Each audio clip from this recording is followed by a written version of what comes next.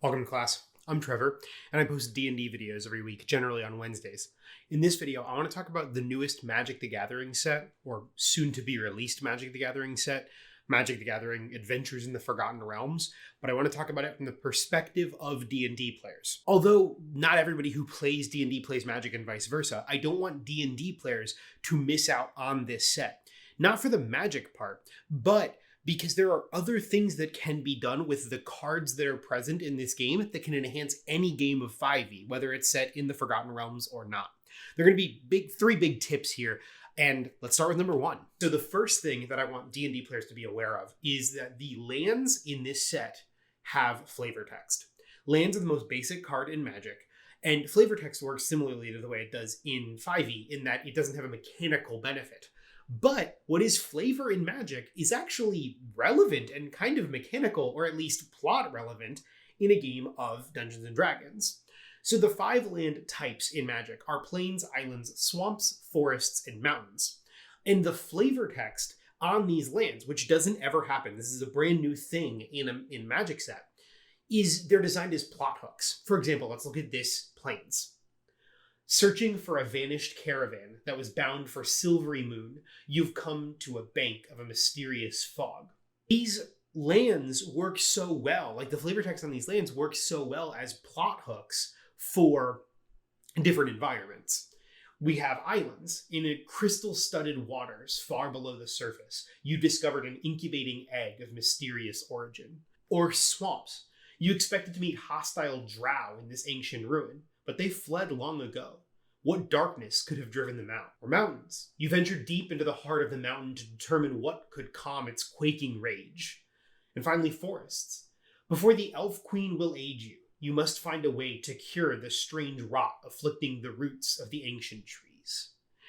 These are absolutely perfect for a DM who needs to come up with a plot element for their players to play through, and they're general enough that they could work in any environment. Now, some of the flavor text is specific for the Forgotten Realms, but like, change out some proper nouns and it can work in any game.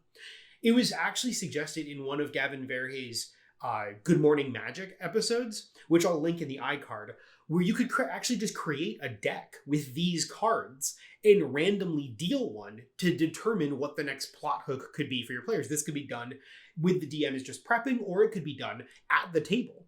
I've done things like that before with just other Magic cards, whether it's artifacts or creatures or what have you. But the fact that this is set up so perfectly to enhance the plot for a game of 5th edition is just brilliant. Tip number 2.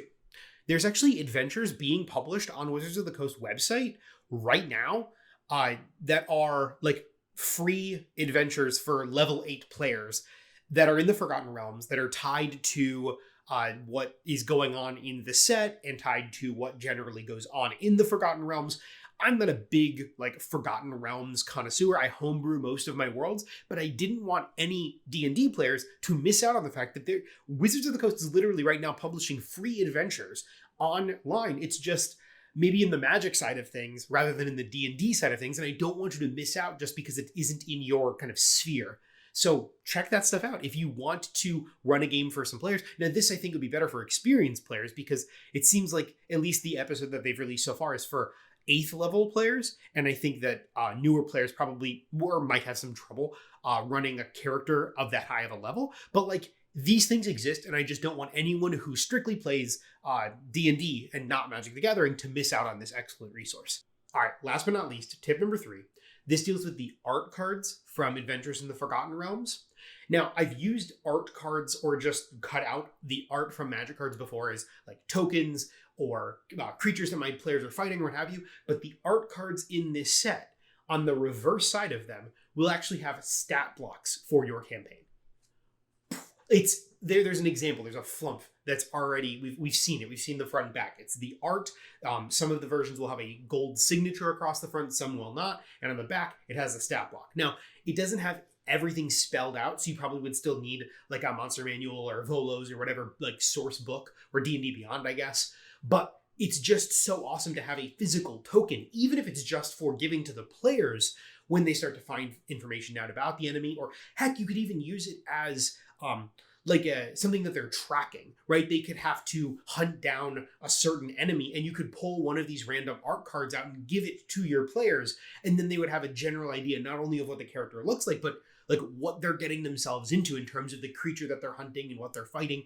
I have always loved the art in Magic, and I think that this is an excellent way to use the kind of real estate on the art cards in a way that makes them game pieces, for lack of a better term. They're just not game pieces in Magic. They're game pieces in 5e. So as of recording this video, that's all I have so far. As more of the Adventures of Forgotten Realms cards and contents get spoiled, I may be able to make a part 2 in this. But I just wanted to get this out there because, again, I didn't want anyone to miss out if their experience in kind of the D&D world exists solely in D&D and they don't keep an eye on what's going on in the Magic side of things. So, again, too long didn't watch. The lands work as plot hooks. There's published adventures being put on the Magic side of Wizards website, and the art cards in Adventures of the Forgotten Realms will have D&D stat blocks on the back. Hopefully you find this resource or all of these things useful and interesting. If you plan on using any of these things, or if you run that adventure for a table, or you're a player who plays in that adventure, drop a comment down below. If you want more kind of DM advice or D&D and Magic content, please subscribe to this channel. And as always, be safe. Make smart life choices.